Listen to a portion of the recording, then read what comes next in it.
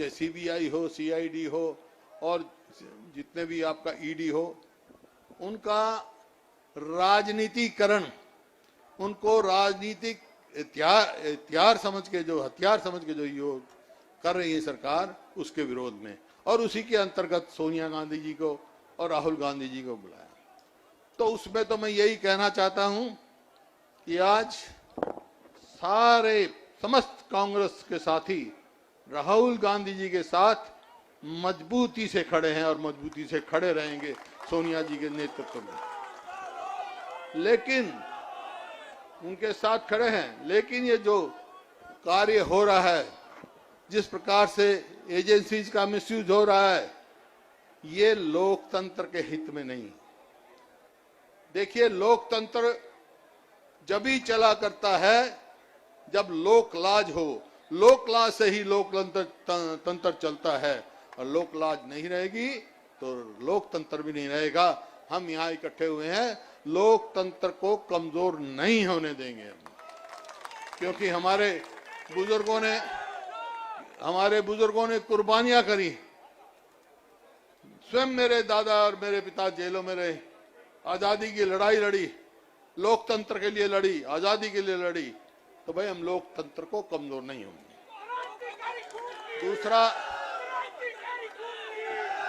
दूसरा मुद्दा, अरे एक मिनट डर जाए। दूसरा मुद्दा जो ये है, अग्निपथ, अग्निवीर, ये क्या है भाई?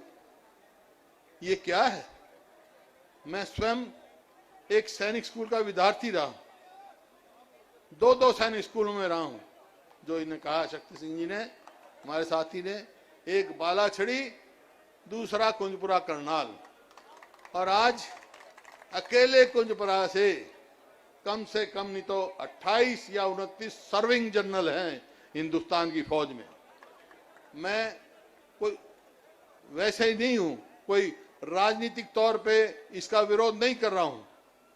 मैं दलगत राजनीति से ऊपर उठकर मैं समझता हूं, जो ये अग्निपथ लाए हैं, जो फौज में कॉन्ट्रेक्चुअल नौकरी देने की बात कही है, ये ना देश के हित में है, ना नौजवानों के हित में है, ना फौज के हित में है।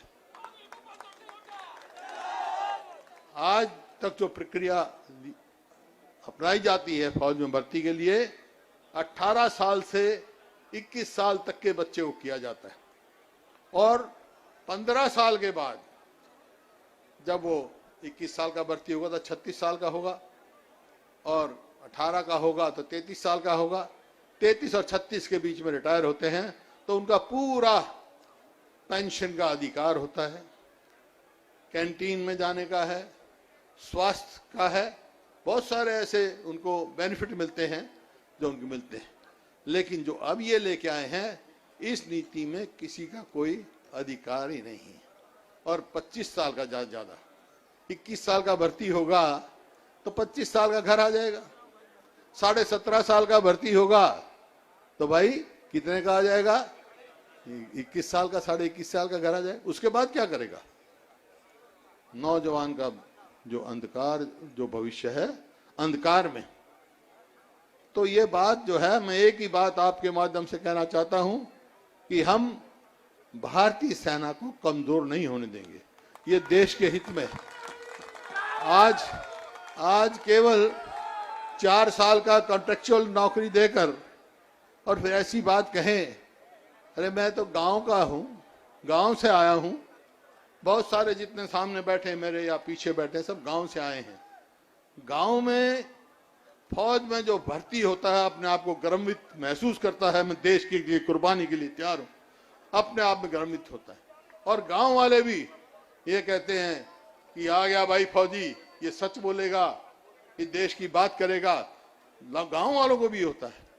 तो ऐसा जो भावना पैदा होती है, जो फौज में भर्ती होता है, वो देश के लिए जान कुर्बान करने के लिए हर समय तैयार रहता है। 4 साल में नहीं हो सकता, जब उसको पता है 4 साल में से 6 महीने ट्रेनिंग, 6 महीने छुट्टियां और आखिरी 1 साल में क्या होगा, उसको यही चिंता रहेगी कि मैं अगले साल तो चला जाऊंगा, मैं आगे बाहर आके क्या करूंगा। तो ये देश के हित में नहीं है। मेरे हमारे हरियाणा के बीजेपी के अध्यक्ष हैं, मैं उनका भाषण पढ़ रहा था। वो कह रहे थे, देखो इजराइल से मुकाबला कर रहे थे, इजराइल में 4 साल है, इजराइल में सबको, अरे इजराइल और हिंदुस्तान का क्या मुकाबला है।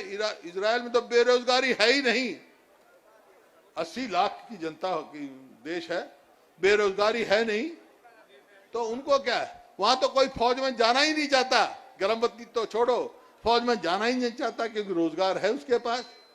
अरे यहां तो फौज में जाने के लिए गर्वित होते हैं, जहां जितनी बड़ा देश है, इतनी जनसंख्या जिस देश की है, उसमें फौज कमजोर हो, इसको देश के हित में नहीं माना जा सकता। मैं एक ही बात कहना चाहता हूं आपके माध्यम से, आखिर में 2 ही बात कहना चाहता हूं। एक तो लोकतंत्र को लो क्लास से चलाओ, जब ही मजबूत होगा, और ये इन एजेंसियों का राजनीतिक हथियार के तौर पे इस्तेमाल मत करो। राजनीति करने की बहुत जगह हमारे पास। दूसरा, इस देश के युवाओं के भविष्य से खिलवाड़ मत करो, इस देश की सुरक्षा से खिलवाड़ मत करो। हाँ, मिलिट्री रिफॉर्म्स लाने हैं आपने, लेके आओ, लेकिन कोई भी इतना बड़ा रिफॉर्म्स लाओ, जरूरत भी होती है समय समय पर, जैसे पहले पुलिस रिफॉर्म्स आए, आज मिलिट्री रिफॉर्म्स लाओ, वो लाओ जब स्टेक होल्डर से बात करो। मेरी 10 जनरलों से बात हुई है, कोई रिटायर्ड है, कोई सर्विंग है, सब इस मामले में इस बात के वो हैं, दुखी हैं, और इस देश का युवा भी इस बात से परेशान है, बहुत मायूस है। तो इसको आपके माध्यम से मैं सरकार को कहना चाहता हूं, इसको तुरंत वापस लेके अपनी कमेटी में भेजो, लोकसभा में भेजो, डिफेंस कमेटी में भेजो, उसके ऊपर पूरी चर्चा करके जब मिलिट्री रिफॉर्म्स लेके आओ। इन्हीं शब्दों के साथ देखो देश कब मजबूत रहेगा। देश मजबूत रहेगा 2 ही बातों से, और वही नारा काम देगा, जय जवान जय किसान। बहुत बहुत धन्यवाद।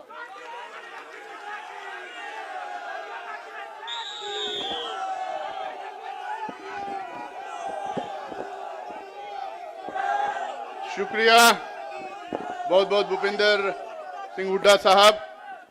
अब इसके बाद में हमारे झारखंड के नेता पूर्व केंद्र मंत्री सुबोध कांत साहब